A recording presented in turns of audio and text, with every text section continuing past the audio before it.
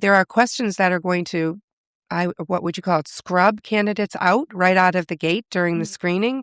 And so again, if that happens, consider it actually a gift, because you don't want to waste even an hour of your time preparing and then an hour interviewing if at the end of the day it is not meant for you, right?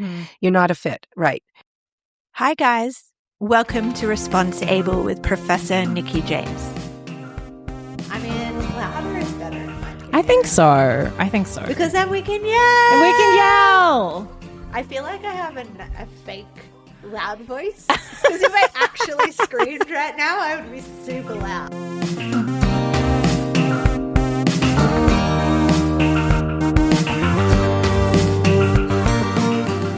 Hi everybody, welcome back to the Response Able podcast. This week I am in Paris.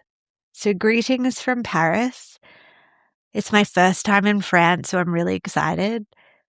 This week's episode is with Robin and Aishu.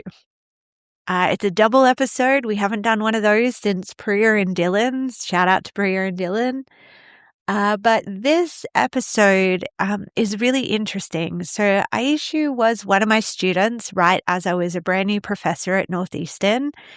And she is now working for one of my really good friends, Robin, who has an amazing career in human resources.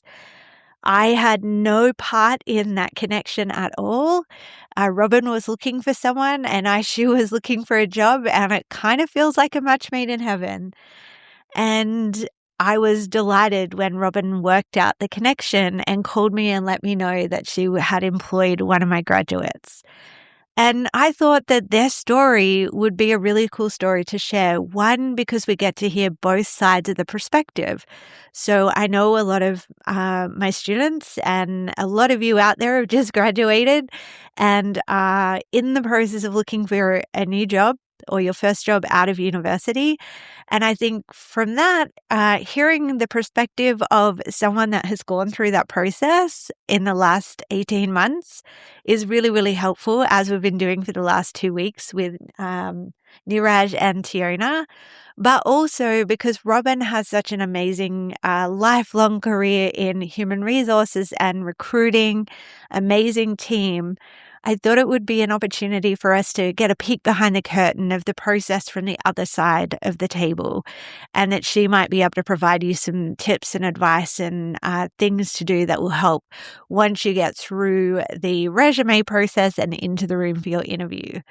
So Robin, Aishu, thank you so much for being so open with me and sharing your beautiful story of how you came to work together. And I cannot wait for you to all hear from Robin and Aishu. So let's jump in. All right. Well, welcome. Welcome back to the Response Able podcast. I am very excited to have this conversation today. This one's a little bit different. I actually have two people sitting with me today. We've only ever done that one other time on the podcast, I think, but this is actually a really cool story, and the story will unfold as we have the conversation. But I'm really excited to introduce my friend, Robin Antonellis, and Aishu, who is working for Robin. So I just want to have you both introduce yourselves. So Aishu, we'll start with you. Well, yes. So I'm Aishu. I studied business administration with concentrations in marketing and international business at Northeastern, and I actually took Nikki's class. Ooh! It was probably one of my most impactful classes, and it stuck with me for a very long time, as we'll get into later in the podcast. But I took her class on international business and social corporate responsibility. Yes. International business and social corporate responsibility. It was a mouthful. I'm sure. It's changed names about 7 times since then, so it went through a phase. Okay. It's a little bit simpler now. But it was an amazing class. It was one of my favorites. And another fun, quirky detail about me, I would say, is I absolutely love trivia and Mhm. going every week. It's been one of my favorite things, especially coming on to new grad life. And ping pong And sessions. ping pong, yes. Oh, Picking ping up- pong champion. Picking up Yes. like fun new skills. Like I've been golfing a little more as well recently. Oh, So it's been very nice. interesting. So good. Well, it's great to have you. And then the lovely Robin. Oh, It'll man. be great for you to introduce yourself. I know who you are, but Yes, you do. I want the world to know. Oh, thank you. Nikki James is one of my closest, dearest friends and super impactful. And what I love is the intro that includes upon hiring Aishu and knowing that she had very strong interests in the international space, I questioned her within the first week. Aishu, do you happen to know Professor Nikki James? And Aishu was like eyes bright-eyed and was like, what? And you'll get into all of that, of course, but it was like this notion of that's one of the most impactful courses I ever took. And I thought, well, this does not surprise me, not at all, because Nikki, you and I are well familiar with how often the universe, manifests exactly what you need when you need it. And this is one of those examples that there's a connection that you're going to tell people about today, but also the fact that we found each other and, so many other things. And then I'll just put this up front that the fact that Aishu is quite literally a gift to New England Employee Benefits Council, a not-for-profit. I expect nothing less. I'm sure she would be. Well, thank you, Robin. I don't know if I would say that, but I would say it's been a gift to be able to get the mentorship I've gotten here and get the individualized experience and leadership abilities and responsibilities. So it's been amazing.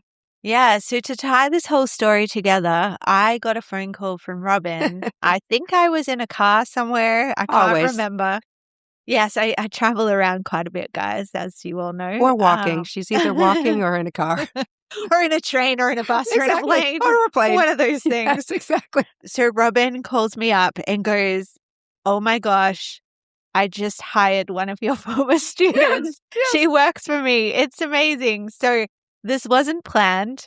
We didn't all know that this actually was happening, but it's a really cool story. So my passion with teaching is always to create my classes in a way where students get hands-on experience and practical skills that actually make them employable. And my lovely friend Robin, who is going to finish introducing herself in a second, is a boss when it comes to human resources. And she ended up hiring one of my former students. So I thought it would be a really fun conversation to hear a little bit about Aishu's journey and how she transitioned from graduation into the real world and everything that's been happening, but also to get a peek behind the curtain of the other side of the recruitment process from someone that's such a boss in the field, which I hope will give you guys some tips and tricks on your recruitment process that you're about to embark on. So we're going to try and tie all these threads together with this conversation. Let's do it. So Robin, just to kick us off, tell us a little bit about your professional background and your story and any quirky fun things about you that gets us to get to know you a bit better.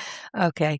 So I would want you to know that I've been at this for a very long time, starting in 1982. And when I was coming out of university, I was brought into a very large bank as part of a giant program for loan officers and spent a year really in development and ended up in stocks and bonds. Believe it or not, it was at the time when mutual funds were just starting. So it was a really exciting moment in the sort of financial services industry. And what I can tell you is that although I loved the content to this day, retirement is such a part of human resources, and some of my favorite days are those where I get to actually look at the outcomes of the retirement funds that we are investing in, for example, right? But what I noticed was that I wanted to use some of the other skills that I had spent time developing as a younger person. And back in those days, everything was referred to more as organizational behavior, if you will, and leadership, right?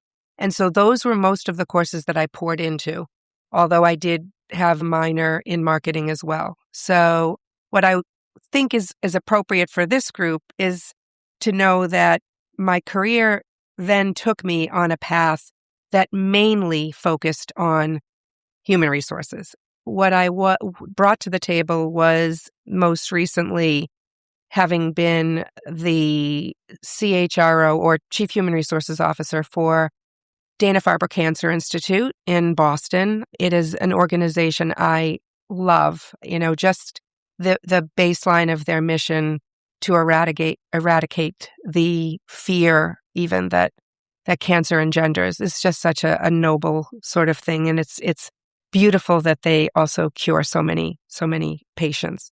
What I decided in this sort of second part of my career was I wanted to give back very differently. Mm-hmm. And for me, that meant opening my eyes to more of a not-for-profit type of space. Of course, Dana-Farber is in itself a not-for-profit. However, I was okay with not being the person saving lives anymore and instead giving back in a setting where we have some learning opportunities, where we have the opportunity to host learning in a very different way. And having been a part of the New England Employee Benefits Council for over 20 years and for the last almost decade as a board member, I knew that it was a place that I'd like to pour into. I knew that this industry is very worthy of special attention, that the way that employers pour into their workforce from the perspective of what they offer for compensation and benefits is something that really should get lots and lots of attention. It's part of my ethos and has been for at least 20 years to help close the wage gap, the gender wage gap and race wage gap. And so I pay attention to those things. So this felt like the right sort of embodiment for how I might want to spend these days in my career. And therefore, that's where we're at. So good. And so just what is your job title here now? Well, I'm Nebek's CEO. Okay. Yes, thank you. And I love that. Oh, as far as the kitschy kind of funny little thing, I will tell you, I have a very, very colorful background. I must admit. And one of those things is that essentially I'm a real life Willy Wonka's daughter in that my glorious father, Dominic Antonellis, is a nationally known CEO for the candy company Necco, New England Confectionery Company. Okay. Is Necco. Okay. So when you think about the long roll of Necco wafers, for anybody that is familiar and native Bostonian, for instance, that is my dad. That is your dad's creation. That is my dad. He didn't create it because it was in 1860, but whatever. Okay, but he He made was a it his steward. own. He was a steward. Yes, Okay. he absolutely was the steward for 40 years. Amazing. It was. Amazing. Okay, so you are here and then enter Aishu.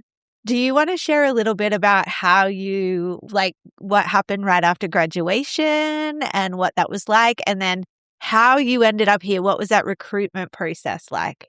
Yeah, of course. Honestly, I'd say it's a pretty interesting story. It's not your typical story, but it might be your typical Northeastern story. At Northeastern, since we have the co-op program for 6 months, we have an option to either take those courses over the summer to try to fill it up or finish your classes on schedule right within your 4-year period. I still had about 2 classes left to graduate technically or get my degree in hand. So I decided to walk in May of 2026, and Northeastern is very accommodating when it comes to things like that, especially because it is the co-op program, and that is like something of they're doing that we are in the situation. So they're very accommodating to help you and make sure that you can still get your degree at your timeline while walking in graduation and experiencing everything from graduation week. So I was set to graduate. That was 2025, right? Yep, Okay. 2025. So I walked in May of 2025, but I knew I had 2 classes left. So from about January to May, I had started my search. And if I'm being quite honest, it was absolutely brutal. in this economy, in the state that we were in, it was a very hard search. Mhm. I got offers, but nothing for a position that would be an opportunity to grow. And I Mhm. think that everyone should have a set list of non-negotiables they're looking for when they're looking for a position. And I think for me, it might have been a little more unique of what I was looking for. But I had my list. Mhm. These are the things I want to do. And I'm a lot more lenient in every other area. But these are the specific things I need to be able to accept a job. And I think my 3 biggest things were flexibility, mentorship, and room to grow. Mhm. And finding those all together in a accommodating, like, amazing in a workplace where I have right now is absolutely incredible. But getting there was so difficult. So I'd interviewed for about 4 months, and in April, I decided to make a game time decision and take another internship instead because I still had 2 classes left. So I was like, why am I racing a clock that I'm setting for myself? Mm.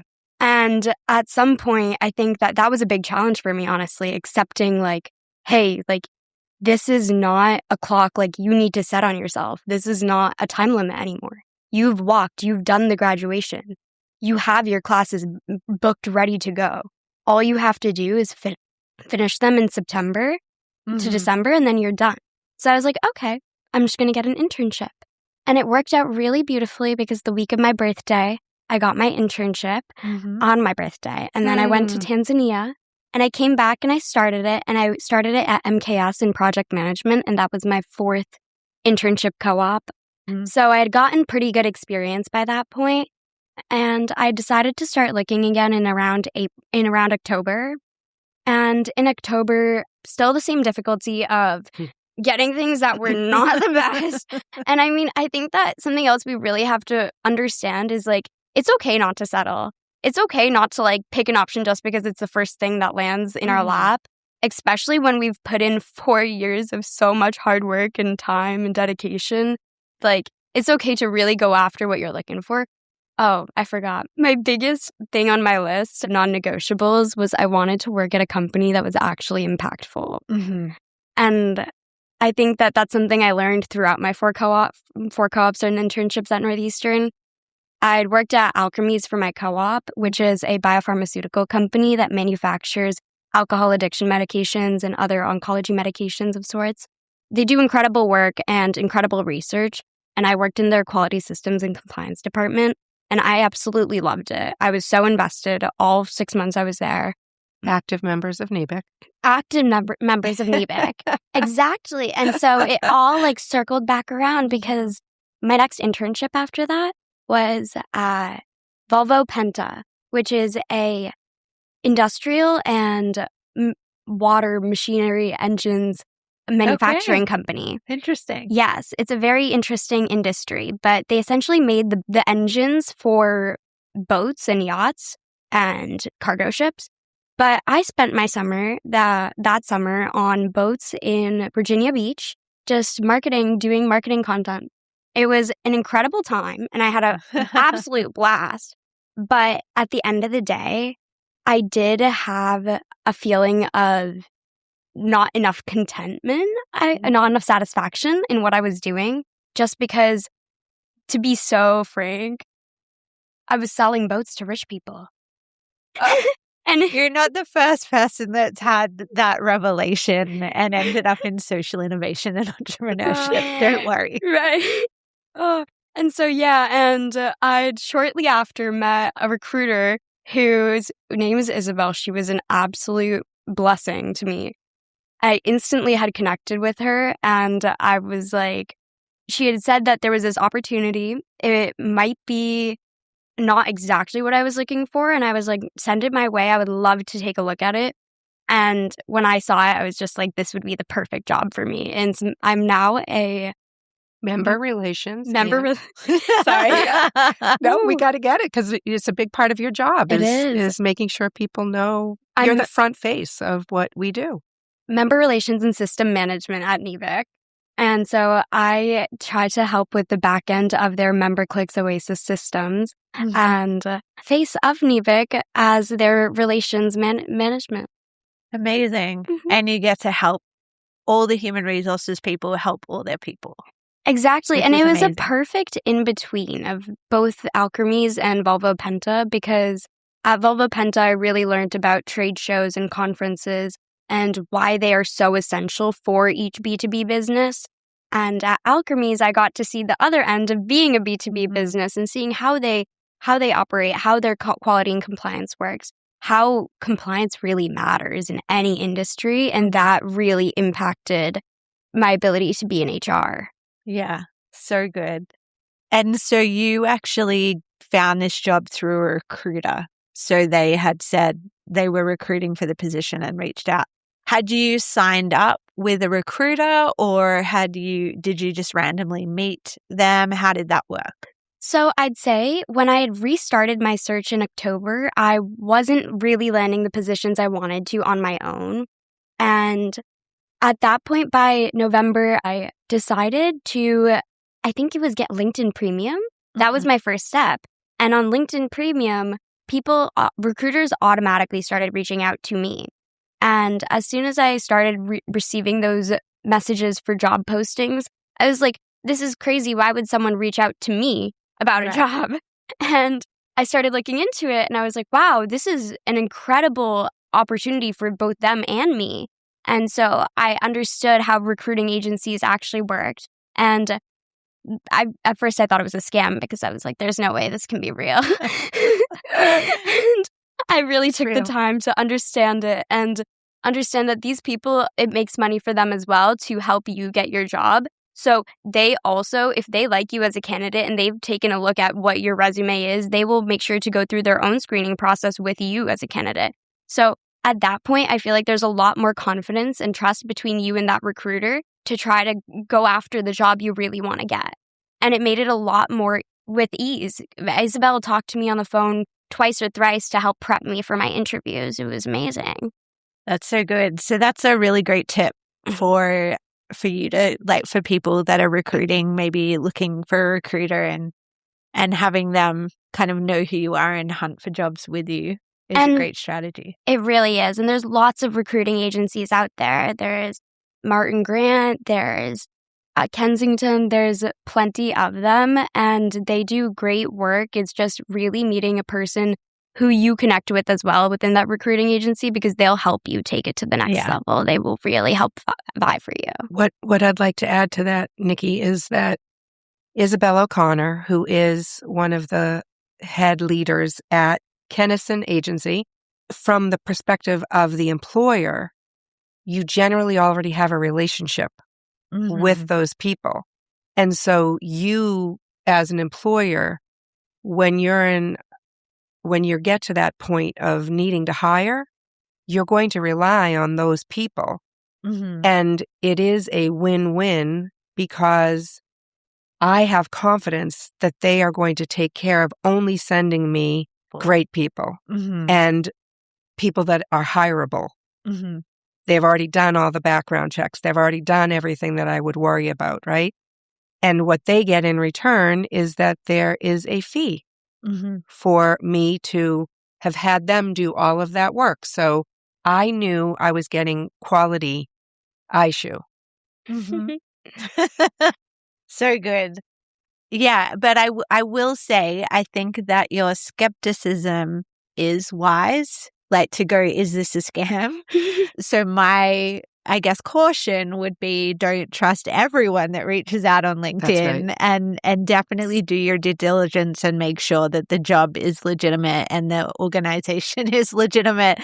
Good advice. Because as we remember from the podcast with Emily Snowberger from A21, there are some scams out there. So as I said, it was great to be skeptical and make sure that it is a legitimate organization. Also, always, sorry. No, it's fine. Also, always do your due diligence either way, because even the recruiter would love to make sure that you know what the company is and what you're doing. And if they see that, they will automatically like you a little bit more. So it's just best to do your due diligence on the spot every time you see it. If you're recruiting, if you're looking for a job, it's an absolutely grueling market. But if you just stay at it, you have to be very, very consistent with what you're doing and be okay with rejection. and it will happen. Mm-hmm. What are some of the skills that you learned from that process, right? It is grueling. We're seeing less entry-level positions available and people with lots of experience taking longer to find that position. And I don't think it's going to be any different this year. What are some of the ways that you kept yourself motivated and positive and kept yourself in that consistency?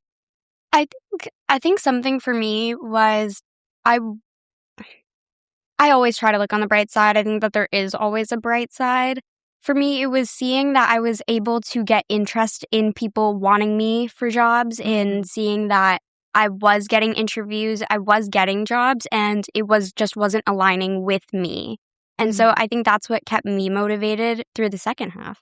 Through the first half of interviewing, I wasn't as motivated. I think seeing the rejection for the first time, it really hurt. It was unexpected for me, and I was like, oh, it really makes you feel like, oh, you want to take a step back. Like, it's okay, I can't. And then, like, you can either use it for your next interview to do better, or it could just make you worse. You can snowball in the opposite direction. And I think the second I stopped getting in my head and I stopped being like, oh, if I get this is my entire future, I just had to put that out for a minute. And I had to be like, this is now, right now, in this moment. Listen to what they're asking and just be able to answer that. And that's what you need to do in this moment. And just take it one step at a time. Yeah. And I think really being able to take it one step at a time made a difference and made it be like, okay, deep breath. What's next? What's next now? Like, let's pick it apart. What went wrong? And then fix that for next time. And I think each time I started just taking a step back, I'd get better and better. And I feel like if I was to ever go into an interview process again, I would be able to handle it a lot better now because of my absolute best mentor and the abilities I've learned here to be able to speak and the position that you get if you talk more and you make sure to have those meetings and contribute wisely, then you will be able to learn how to speak with more ease. With ease is a great way to put it. And I think I like the notion of presence, like just being present in the moment and taking the moment and not letting the future possibility like take you out of the moment. Yeah, especially for an interview, because a lot of the time I feel like that is where we go wrong in an interview process is we don't listen to the question, and that's how you spiral off of something that's not the correct answer.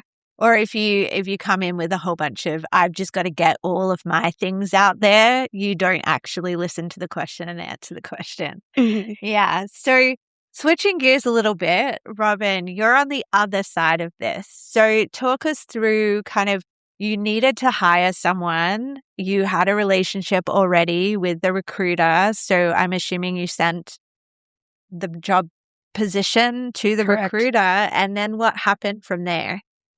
So there's this, panic feeling that any employer has when an incumbent tells you that they're going to be leaving, right? And we had an absolute blessed opportunity with the incumbent that was leaving NEBIC, where she was connected so well to us that she didn't want to, she provided a 1-month period for departure, which is such a gift to any organization, right? And she did that with the idea that, Robin, if you're able to find another candidate, then I would love the opportunity to train that person. And that's exactly what took place.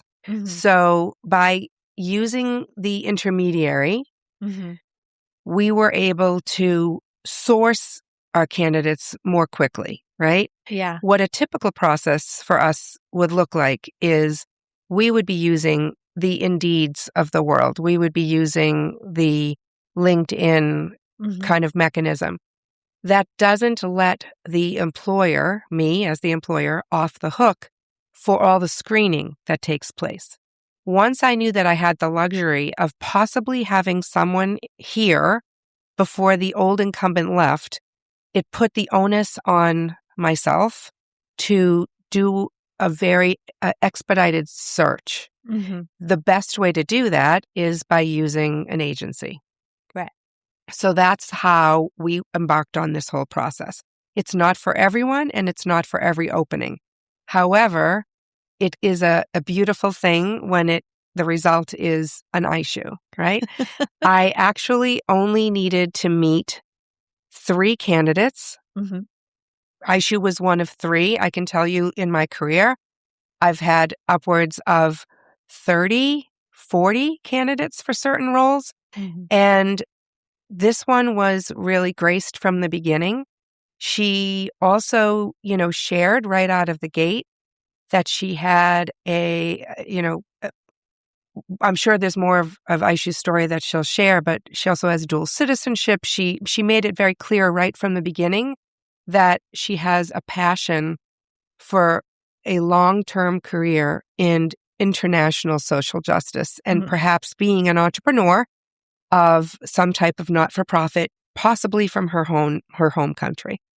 And so right out of the gate, what I knew about her was, and the fact that she volunteered those things, showed me the jewel-like qualities that she possesses. And so what I would say is that it's always a blessing to have the right people helping you with a search. And then I would say it's up to the candidates to let you know who they are authentically. Because when that is the case, you will end up in the right roles. Yeah. Yeah, that's a consistent theme I've been hearing over the last little while. I have a former student that is at Bain, and she is part of the recruitment process for the next groups of graduates coming into Bain.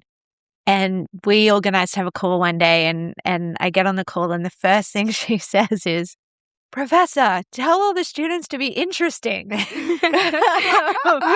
And I was like, she was definitely very frustrated, right? Because she's doing this above and beyond her job because she wants to help get more students into Bain, like great students.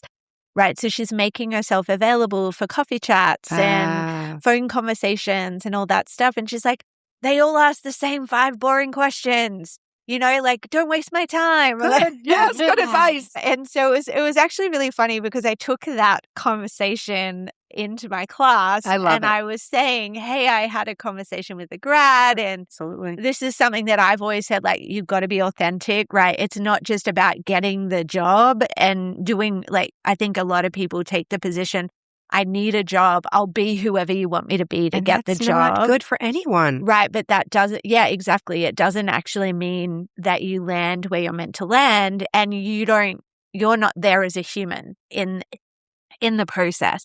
And so I was telling the students about this conversation that I was having. And the first thing they all said was, "What's her name?" And I'm like, I'm not telling you. No, exactly.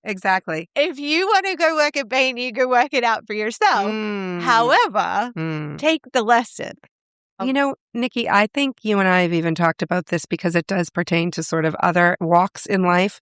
If every student could just hear this and take it in, there's really God has only 3 answers to every prayer. Yes, not yet. I have something better in mind. And trust it. Yeah. Trust that there is something better in mind, because the last thing you want is to be the wrong person for the role that you have, even if you only do it for a year. It's just not time well spent. Yeah, absolutely. And I think there is always the challenge of finishing college and having debt and needing to kind of work out how to pay for yourself in your life while you're in that recruitment process. But there are other options, right? It's okay to wait a little bit longer to get that first full-time position and hustle in other ways to close that gap, as opposed to needing to land that out of the gate, which is, I think, something that is very different right now because the environment is a lot more challenging. I think it's been very normal for students to find, especially Northeastern students with our awesome co-op program, it's been a lot shorter of a time period of a wait. And it almost has come across where it's a fail if you don't have something out of the gate. But I think with the environment that we're in, well, one, it's not a fail if you don't find what you want right out of the gate. Yeah. But two, it's going to take a little bit longer now with everything going on. And every single person, like everybody that I've talked to so far, has had a very, very different journey. But what's really interesting, it's when they've been open, right? And not just narrowed in on this is exactly what I want. And when they've learned that lesson of authenticity, of showing up and being who you are, that's when they've gotten the position that they want, which is really amazing. And it's very true. And I think that I could not have landed in a better place. It happened at such a perfect time. I remember I'd had this interview in November, and they'd flew me out for the final round, and I'd gotten the position. And I remember sitting in the office as he was telling me I got the position. I was just thinking, I was like, if I say yes, then I'm not gonna. It was 6 days a week, and it was 50 hours a week. I was like, oh, okay, I'm not even gonna have Saturdays. I literally looked at it, I was like, wow, it would be no life, amazing position, no life, no balance, no, just burnt out because we're straight out of college. Like, we've just finished our 4 years of so much information, but not yet fully being able to even place all of it in an actual environment. So I was like, I really need something that's going to be more aligned with me. And that's when I really started looking for positions that were more aligned with me. And I think that finding NEBIC, I remember in the interview, Robin had asked me, she said, why here? She said it so strict too. She's like, I don't get it. Like, so tell me. She doesn't mince words. Nope. Nope. And I remember sitting there and I was like, honestly, what drew me the most to NEBIC was their emphasis on education and networking. It was an incredible platform and community that they had built and sustained. As a nonprofit, to be able to sustain so successfully for this many years is an incredibly impressive task. And above that, to create, and this community has only grown, especially like when I've put the analytics down, it has exponentially grown in the last 3 years.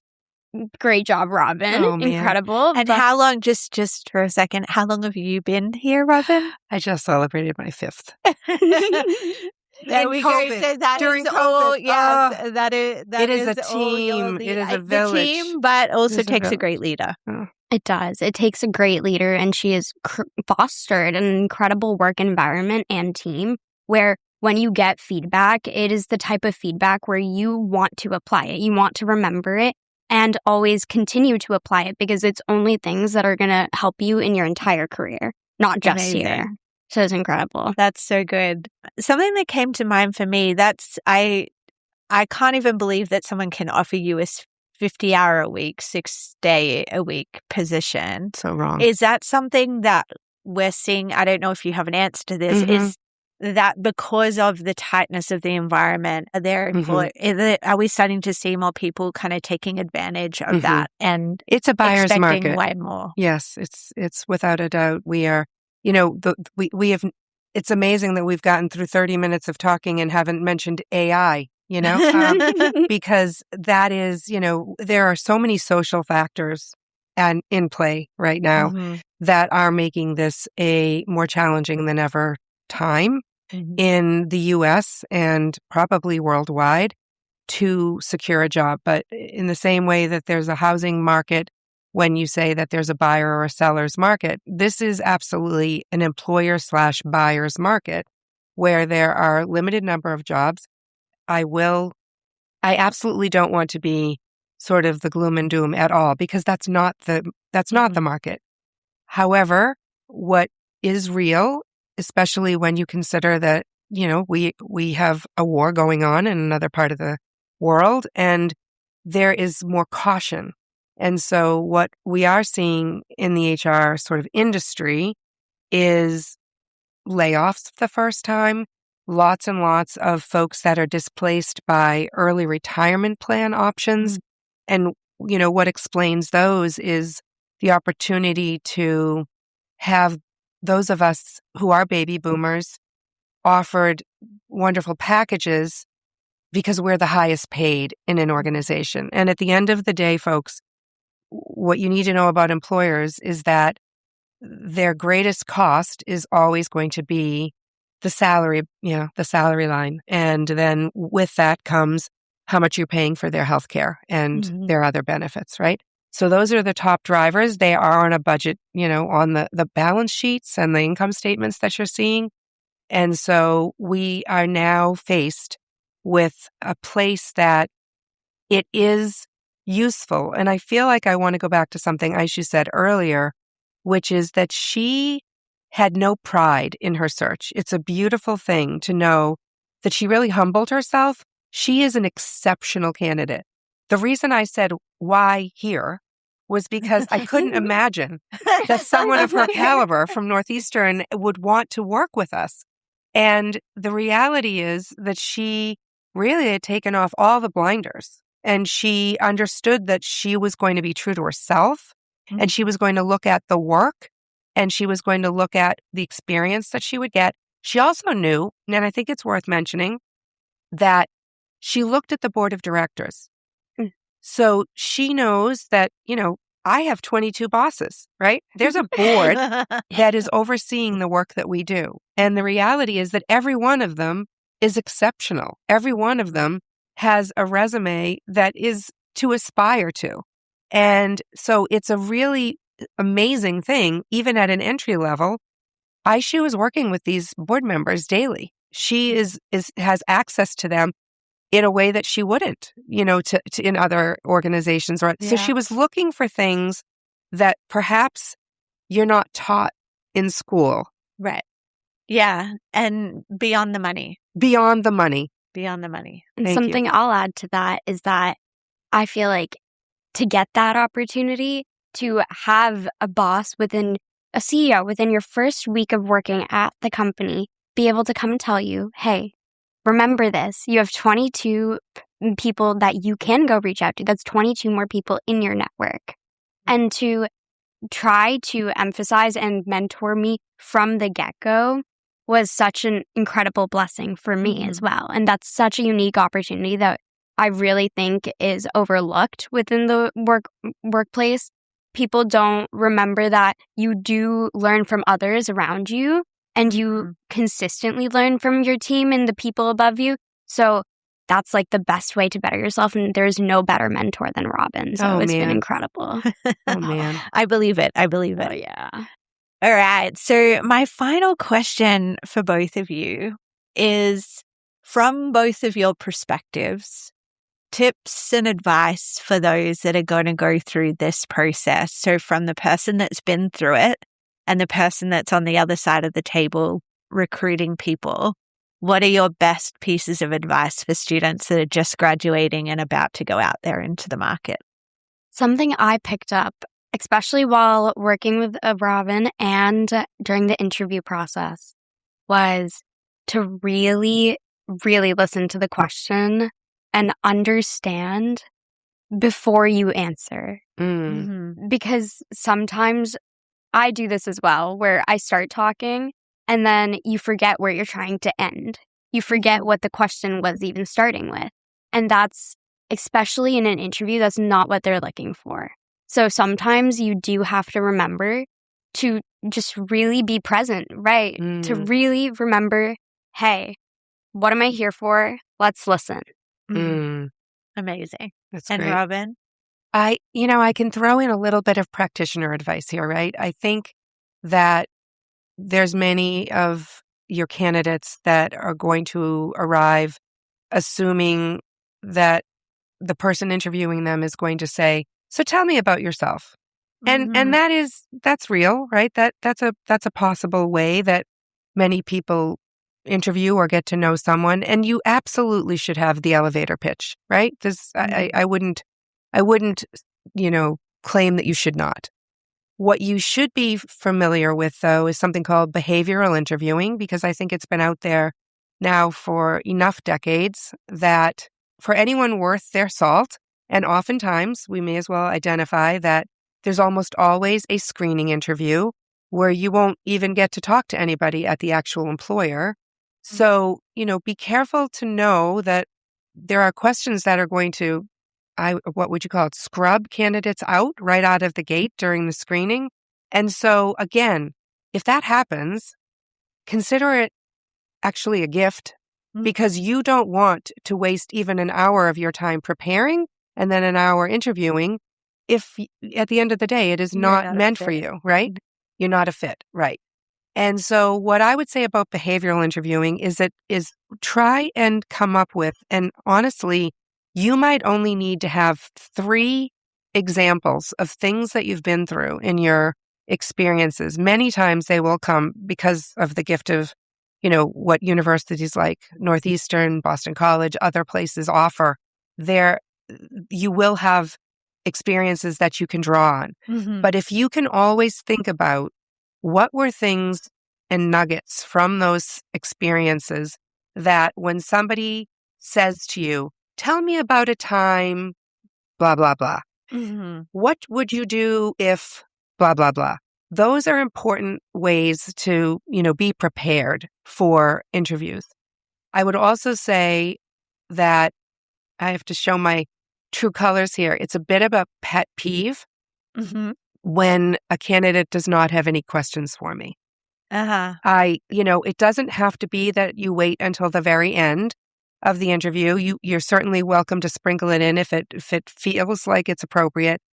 However, when you're asked what you consider questions, come up with something, have something, because it doesn't show interest in your organization to be the person that says, well, I think you've answered all my questions. That just for me never works.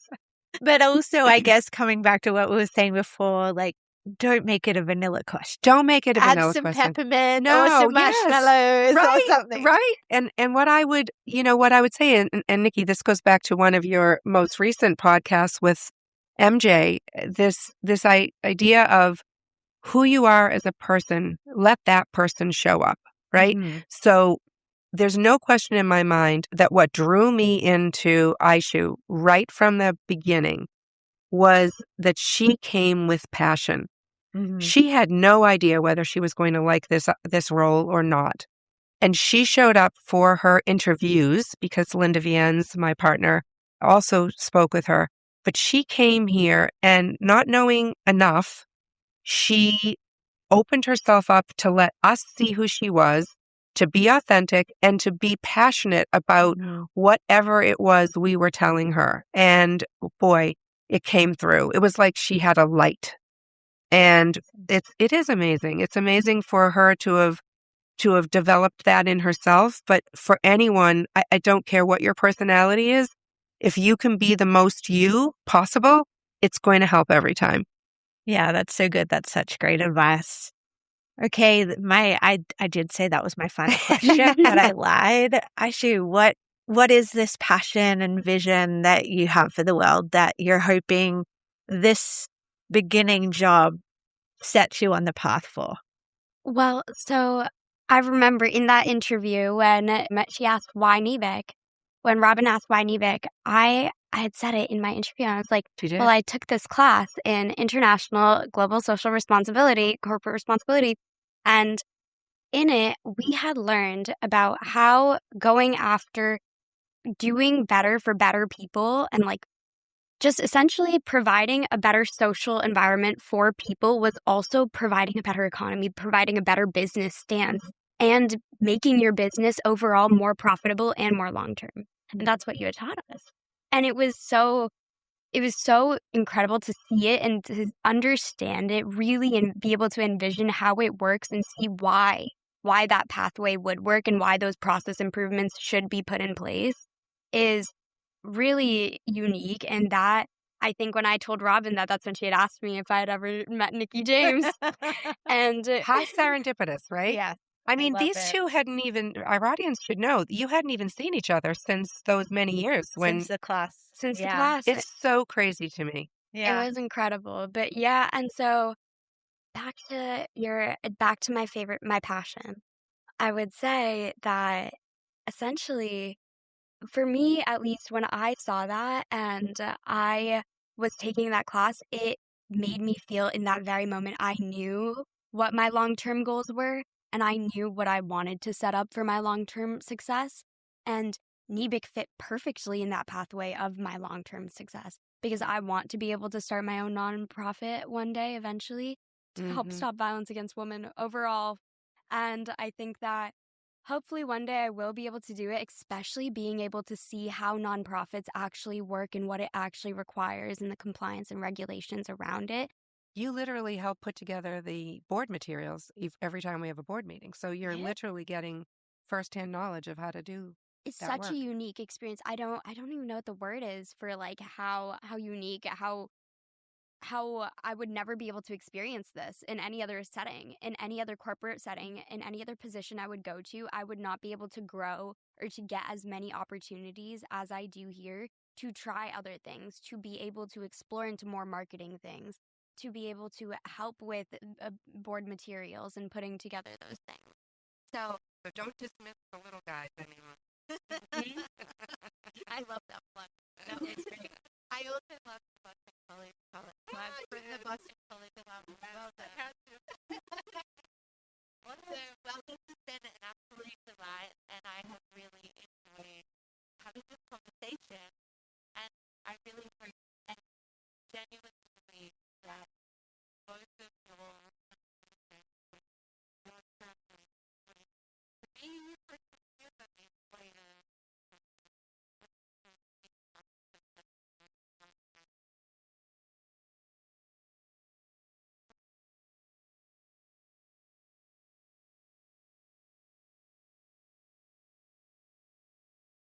Thanks so much for listening. I hope you really enjoyed the episode.